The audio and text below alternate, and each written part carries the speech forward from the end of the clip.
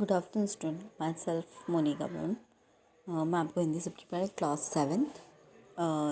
Chapter है धरती की शान। पेज नंबर है 28। 5th चैप्टर है धरती की शान। इसमें जो कवि हैं पंडित भरत व्यास जी, वो एक कविता के द्वारा बता रहे हैं कि इसमें कैसा है। पंडित भरत व्यास जी ने हमारे जीवन में इसमें ईश्वर जो कवि कह रहे हैं, ईश्वर ने मनुष्य को सबसे बुद्धिमान प्राणी बताया। इसमें जो मनुष्य कवि कह रहे हैं, जो इस कविता के द्वारा कवि जो बताना चाह रहे हैं कि इसमें ईश्वर ने मनुष्य को सबसे बुद्धिमान प्राणी बताया है। बुद्धि के साथ उसमें गजब का साहस भी है। हर एक मनुष्य में अपनी सहन करने की शक्ति है कि वो हर एक काम को अच्छे से कर सकता है। मनुष्य ने अपनी बुद्धि और अपने साहस के बल पर ऐसे कई काम करके दिखाए हैं जो कभी असंभव माने जाते थे। ऐसे बहुत से काम हैं जिसे मनुष्य पहले के लोग करने में लोग असमर्थ, पर फिर भी मनुष्य ने उस असंभव काम को भी संभव करके दिखाया है।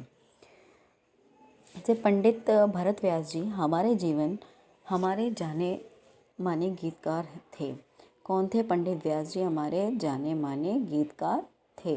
उनका जन्म कब हुआ था? 18 दिसंबर 1980 को राजस्थान के चुरगांव में हुआ था।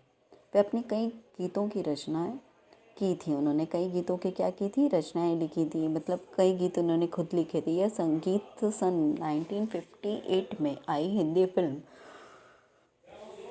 गाँव गौरी से लिया था। इस गीत में कवि ने मनुष्य को सबसे बुद्धिमान बताया। इस गीत में कवि ने मनुष्य को क्या बताया? सबसे बुद्धिमान प्राणी बताया है। मनुष्य ने अपनी बुद्धि और कठोर परिश्रम के आधार पर जल, थल और आकाश में कई उपलब्धियां अर्जित करी है। आज हम कहाँ पहुँच गए? चांद पर भी पहुँच गए हैं।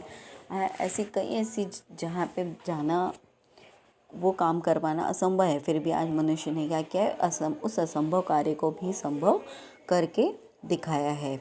मनुष्य प्रकृति को बहुत सीमा तक अपने अनुकूल ढालने में सफल हुआ है। बहुत सी ऐसी चीज़ें हैं जो अपने प्रकृति के विरुद्ध है, फिर भी उसे करने की कोशिश करी और करने में सफल हुआ है। मनुष्य के लिए कोई भी कार्य करना असंभव नहीं है, क्योंकि वो कोई भी कार्य हर असंभव कार्य को भी वो संभव कर सकता है। मनुष्य जो चाहे वो कर सकता है। यही भाव में अंतर्निहित है। यही भाव इस कविता में बताया गया है कि मनुष्य कोई भी कार्य वो आसानी से कर सकता है, और यही बात मनुष्य ने अपनी महानता का प्रमाण है। यही बात है मनुष्य की एक महानता का प्रमाण है। चलिए, क्या दिया है? धरती की शान तू, भारत की संतान, तेरी मुट्ठियों में बंद तूफान है, रे मनुष्य तू बड़ा महान है। वो क्या कहते हैं? धरती की शान तू, भारत की संतान, हे भारत के पुत्र। कवि कहते हैं, हे भारत के पुत्र, तू इस धरती का गौरव है। क्या कहते हैं? कि तू इस धरती का क्या है? गौरव है। तेरी मुट्ठी में बंद तूफान है। वो कहते हैं कि तेरी मुट्ठी में तूफान बंद है।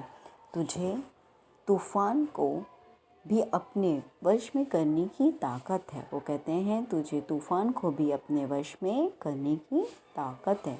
रे मनुष्य तू बड़ा महान। हे मनुष्य, तू बहुत महान है। क्या कहते हैं? कि आप बहुत महान हो, जो तुम ये सब कुछ कर सकते हो। क्या जंगली जानवर ये सब कर सकते हैं? नहीं। ये सब करने की ताकत किस में दी है भगवान ने? मनुष्य में। मनुष्य ये सब काम कर सकते हैं। ये सब चीज़ें वही कर सकते हैं और कोई नहीं।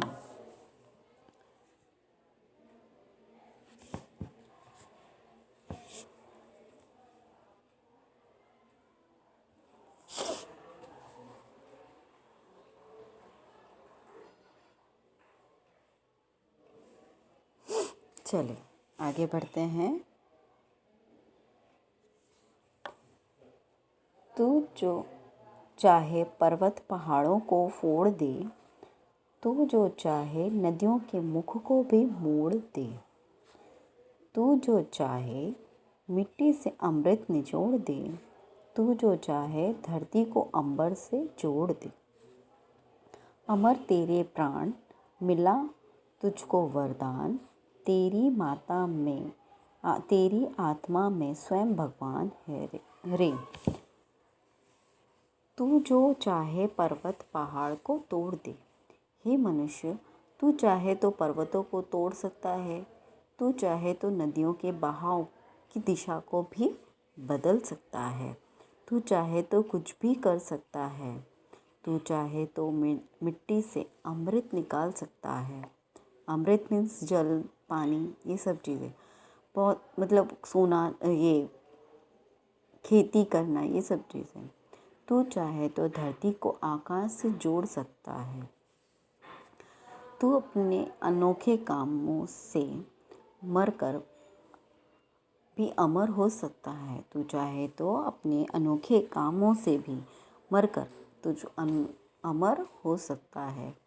तुझे अमरता का वरदान मिला है, तेरी आत्मा में स्वयं परमात्मा बैठा हुआ है।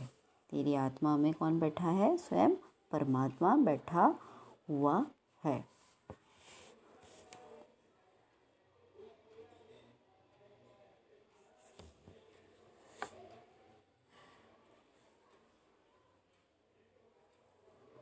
इतना आया समझ में आप सभी को ये कहानी, इस कविता का अर्थ जो मैंने अभी आपको समझाया। तू चाहे तो पर्वत पहाड़ों को तोड़ दे। तो कहते हैं मनुष्य, तू चाहे तो पर्वतों को तोड़ सकता है, तू चाहे तो नदियों के बहावों की दिशा बदल सकता है, तू चाहे तो मिट्टी से अमृत निकाल सकता है, और तू चाहे तो धरती को आकाश से जोड़ सकता है। तू मरकर भी अमर हो सकता है, तू अमरता का वरदान मिला है। तुझे क्या मिला है? वो मनुष्य, कवि कहते हैं तुझे अमरता का वरदान मिला है। तेरी आत्मा में स्वयं परमात्मा बैठा हुआ है। कौन बैठा है? कवि कहते हैं कि तुम्हारी आत्मा में स्वयं परमात्मा बैठे हुए हैं, तो तुम चाहे कुछ भी कर सकते हो। तुम कोई भी मुश्किल से मुश्किल काम को भी संभव कर सकते हो। नैनों में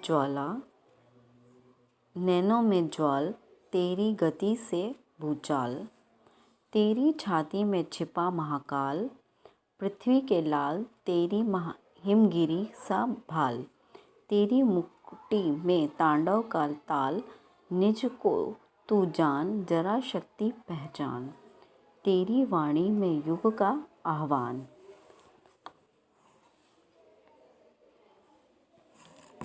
कवि क्या कह रहे हैं? इस लाइन में कवि ने ये कहा है, हे मनुष्य, तू क्रोधित हो जाए तो तेरे नेत्र आग बरस सकते हैं। क्या कहते हैं? अगर तू क्रोधित होता है तो तेरी आँखों से ये पता चल जाता है कि तू क्रोधित है, आग बरस सकता है, तू बोल सकता है, कि तेरी आँखें बता सकती हैं। तेरी चाल में वह शक्ति है जो भूकंप में होती है।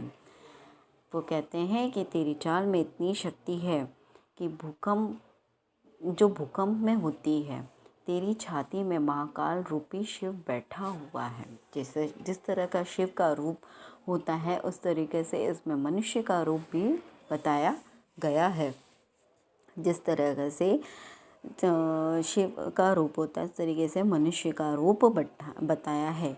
हे पृथ्वी के पुत्र, तेरे पास हिमालय जैसे ऊंचे दर्जे का दिमाग है। वो क्या कहता है? हे पुत्र, तेरे पास हिमालय जैसे ऊंचे दर्जे का दिमाग है। अगर तू क्रोध में अपनी भौहें तिरछी कर दे तो उसका वही असर होगा जो शिव के तांडव की ताल में होता है। वो कहते हैं अगर तू अपनी भौहें भी तिरछी कर देता है, जिस तरह के शिव के तांडव के ताल में होता है। हे मनुष्य, तो अपनी शक्ति को पहचान। वो कहते हैं कवि कि तुम इतने ज़्यादा शक्तिशाली बलवान हो कि तुम्हें अपनी शक्ति को पहचानो, अच्छे काम में लगाओ। तेरी वाणी में युग की ललकार है जो वो कहते हैं तेरी वाणी में युग की ललकार है। तेरी आवाज़ सारे युग की आवाज़ है। तेरी आवाज़ सारे युग की आवाज़ है।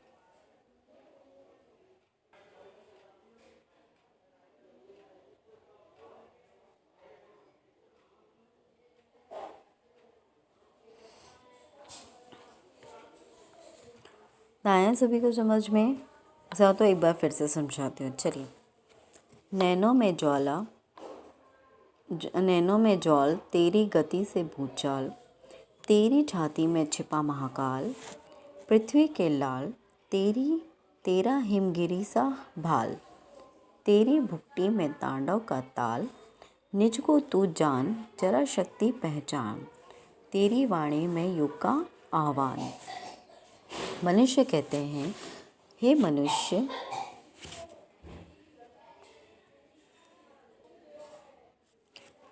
कवि कहते हैं, हे मनुष्य, तू क्रोधित हो जाए तो तेरे नेत्र से आग बरस सकते हैं। तेरी चाल में वह शक्ति है जो भूकंप में होती है। तेरी छाती में महाकाल रूपी शिव बैठा हुआ है। हे पृथ्वी के पुत्र, तेरे पास हिमालय जैसे ऊंचे दर्जे का दिमाग है। अगर तू क्रोध में अपनी भौहें भी तिरछी कर दे तो उसका वही असर होगा जो शिव के तांडव की ताल में होता है।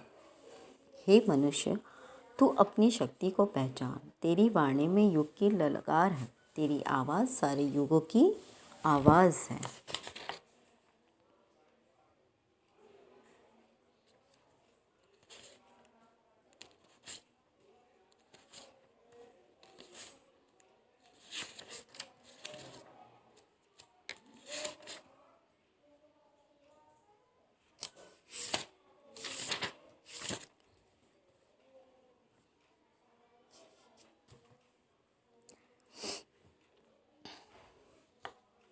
फोर्थ है, क्या बोला है फोर्थ में?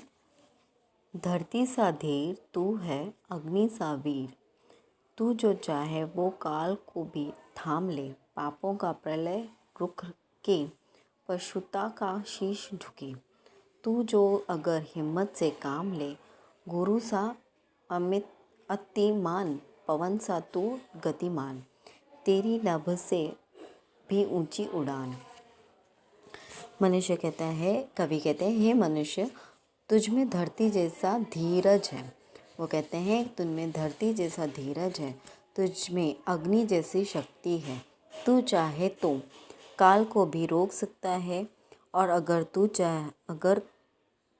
अगर हिम्मत कर से काम ले तो पापों का विनाश लीला भी रोक सकता है, और आदमी को हैवान बनने से रोका जा सकता है। वो कहते हैं कि अगर आप चाहे तो हम सब कुछ कर सकते हैं, अगर तू चाहे तो इतनी है कि सब कुछ कर सकता है, और आदमी को हैवान बनने से भी रोका जा सकता है। तुझ में महान देव गुरु जैसी बुद्धिमत्ता है। तो वो कहता है, तुझ में गुरुओं जैसी बुद्धि है, और तू पवन की तरह गतिशील है। वो कहते हैं, आप पवन की तरह गतिशील। पवन किस तरह बहती है? तो आकाश में भी ऊंचे पहुंचने की शक्ति रखता है। वो कहते हैं, तो आकाश में ऊंचे पहुंचने की भी शक्ति रखता है। तू चाहे तो सब कुछ कर सकता है। इस तरीके से कवि कहते हैं कि मनुष्य में इतनी शक्ति है कि वो हर एक काम को, हर एक चीज़ को अब कर सकता है अच्छे से, चाहे वो कोई भी काम हो। आज देखो, बहुत से लोग हैं चाँद पे पहुंच गए। ऐसे मुश्किल बहुत से काम हैं जिन्होंने लोग कर रहे हैं। आज भी हम मुश्किलों का सामना कर ही रहे हैं। ऐसा तो नहीं है कि नहीं हो रहा है, कर रहे हैं। हमारे जीवन में इतनी तकलीफ़ें आ रही हैं, फिर भी हम उस तकलीफ़ों को कर सामना करके भी हम जी रहे हैं, है ना। इस तरीके से कभी कहता है कि अब इतनी तकलीफ़ें हैं फिर भी हम उसका सामना कर रहे हैं। चलिए, शब्दार्थ हैं शान, वैभव, गौरव, फोड़ना, तोड़ना, टुकड़े करना, नदी का मुख, नदी का प्रभाव, मोड़ना, दिशा बदलना, निचोड़ना, किसी चीज़ को दबाकर उसका रस निकालना, अंबर, आकाश, अमर, न मरने वाला, स्वयं, खुद, नयन आँख, ज्वाल ज्वाला, लपट गति रफ्तार, भूचाल भूकंप, महाकाल भगवान शंकर का संहारकारी स्वरूप, लाल बेटा पुत्र, हिमगिरी हिमालय, भाल ललाट कपाल, भ्रुकुटी भौं क्रोधादित में भौं को तिरछे करना, तांडव भगवान शंकर का भयानक नृत्य, ताल लय, निज खुद अपने आप, वाणी बोली आवाज़, आह्वान ललाकार पुकार, ललकार एंड पुकार, धीर धीरज वाला, काल समय प्रलय विनाश लीला, प्रसिद्ध भूभाग में होने वाली भयंकर बर्बादी, पशुता जानवरपन, शीश मस्तक, मतिमान बुद्धिमान, गतिमान गतिशील, भय आकाश। आया बच्चों सभी को समझ में? ओके, चलिए इसके कुछ ऑब्जेक्टिव दिए हुए हैं, जैसे कि ये क्वेश्चन आंसर दिए हुए हैं। निम्नलिखित प्रश्नों के उत्तर दीजिए। क्या आप क्या क्या कर सकते हैं? तो क्या क्या कर सकते हैं? मैं नदी के, इसमें क्या आंसर आएगा? मैं नदी में तैर सकता हूँ, मैं कुएं में पानी निकाल सकता हूँ, मैं साइकिल चला सकता हूँ, मैं पतंग उड़ा सकता हूँ, मैं क्रिकेट में अच्छी बल्लेबाजी और गेंदबाजी कर सकता हूँ। इसी तरह मैं बहुत से काम कर सकता हूँ। ठीक है। विविध क्षेत्रों में मनुष्यों ने क्या क्या प्रगति की है? विभिन्न क्षेत्रों में मतलब रासायनिक क्षेत्र में खाद ट्रैक्टर बनाकर मनुष्य ने कृषि क्षेत्र में अनाज का उत्पादन बढ़ाया है। विद्युत शक्ति को चलने वाली मशीनों द्वारा उसे औद्योगिक क्षेत्र में कपड़ा, प्लास्टिक, रबर आदि की तरह से उत्पादित किया है। भवन निर्माण के क्षेत्र में भी अनोखे सफलता प्राप्त की है। मोटर, बस, रेलगाड़ी, दोपहिया विमान आदि के निर्माण में से यात्रा बहुत सुगम हो गई है। टेलीफोन, मोबाइल, ईमेल आदि के द्वारा संचार व्यवस्था में क्रांतिकारी बदलाव आया है। कंप्यूटर के आविष्कार ने हर एक क्षेत्र में अपनी योग्यता साबित कर दी है। चिकित्सा क्षेत्र में तरह तरह की दवाइयाँ और इलाज के नए साधन खोजे गए हैं। इस तरह विविध क्षेत्रों में मनुष्य ने अद्भुत प्रगति की है। फिर है अन्य जीवों से मनुष्य महान कैसे बने हैं? मनुष्य के पास अन्य जीवों की अपेक्षा सोचने समझने की विशेष बुद्धि है। इसी बुद्धि के द्वारा उसने अनोखे आविष्कार किए हैं। मनुष्य को वाणी का वरदान मिला है। उसके पास भाषा की शक्ति है। उसके बल पर उसने सभ्यता और संस्कृति का विकास किया। इसी प्रकार मनुष्य अन्य जीवों की अपेक्षा महान है। काव्य की उल्लेखनीय प्रकृति के तत्व बताइए और उनके समानार्थी शब्द दीजिए। जैसे कि काव्य में उल्लेखित प्रकृति के तत्व अनेक समानार्थी शब्द, जैसे धरती, भूमि, पृथ्वी, पर्वत, पहाड़, नदी, सरिता, माटी, मिट्टी, अंबर, आकाश, अग्नि, आग, पवन, हवा। ठीक है। जैसे निम्नलिखित थर्ड है, निम्नलिखित शब्दों का शुद्ध उच्चारण कीजिए। हष्ट पुष्ट, तगड़ा हट्टा कट्टा, संवाद बातचीत, शीघ्र जल्दी, जौहर पराक्रम युद्ध और शत्रु के विजय निश्चित होने वाला, स्त्रियों के अग्निकुंड का जलभार, अजनबी अपरिचित, वेदांत ब्रह्म विद्या, मुकुद्दर भाग्य, शार्गिद शिष्य, वृत्ति, मनोदशा मन का झुकाव, स्पष्ट साफ साफ। आया इतना बेटा सभी को समझ में? ओके, चलिए निम्नलिखित काव्य पंक्तियों का भाव अर्थ समझाती हूँ। जैसे कि पृथ्वी के लाल तेरा हिमगिरी सा भाल, तेरी मुकुटी में तांडव का ताल। मैंने आपको बताया था, हे पृथ्वी के पुत्र, तेरे पास हिमालय जैसा ऊंचे दर्जे का दिमाग है। तो आग क्रोध में अपनी भौहें तिरछी कर दे तो उसका वही असर होगा जो शिव के तांडव की ताल में होता है। गुरु सा मतिमान, पवन सा तू गतिमान, तेरी नभ से भी ऊंची उड़ान। हे मनुष्य, तुझ में महान देव गुरु जैसी बुद्धिमत्ता है और तू पवन की तरह गतिशील है। तू आकाश में से भी ऊंचे पहुंचने की शक्ति रखता है। चलिए, इतना आया सभी को समझ में? ओके, चलिए, थैंक यू।